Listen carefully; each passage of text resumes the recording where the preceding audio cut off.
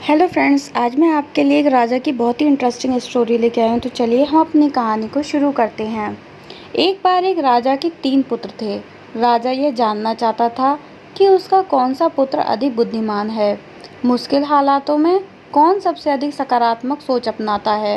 राजा ने तीनों पुत्रों को एक एक सिक्का देकर कहा कि इस सिक्के से कुछ ऐसा खरीदो जिससे तुम्हारे कक्ष का कोना कोना भर जाए। रात को मैं तुम तीनों के कमरे का निरीक्षण करूँगा। बड़े राजकुमार को लगता था कि 1 रुपए के सिक्के से ऐसा कुछ नहीं खरीदा जा सकता जिससे कमरे का कोना कोना भर जाए, इसलिए वह कुछ भी खरीद नहीं पाया। दूसरे राजकुमार ने थोड़ी बुद्धि लगाई और बाजार से बगार खरीद कर लाया, अपने कमरे में चारों कोनों में फैला दिया। सबसे छोटा राजकुमार सकारात्मक सोच वाला था। वह सोचने लगा कि मेरे पिता एक इतने बड़े राज्य के राजा हैं, अगर उन्होंने एक सिक्का दिया है ऐसी चीज़ खरीदने को जिससे कमरे का कोना कोना भर जाए, तो ज़रूर ही कुछ न कुछ तो ऐसा वास्तविकता में होगा।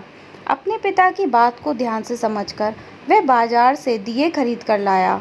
उसने कमरे के सभी कोनों पर रखे थे। उससे कक्ष का कोना कोना रोशनी से भर गया। राजा ने रात्रि को तीनों पुत्रों के कक्षों का निरीक्षण किया।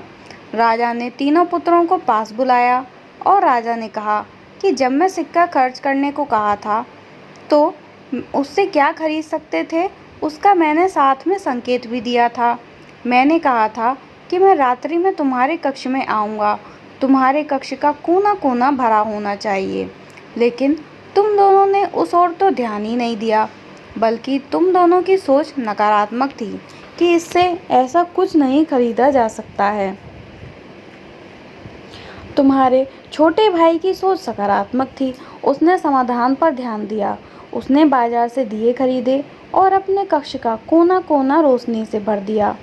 तो दोस्तों, हमारी ये कहानी यहीं ख़त्म होती है तथा हमें इस कहानी से ये सीख मिलती है कि जब हम नकारात्मक सोच रहे होते हैं तो हर समस्या के आने पर समस्या को इतनी बड़ी मान लेते हैं कि समाधान पर ज़्यादा ध्यान केंद्रित ही नहीं कर पाते।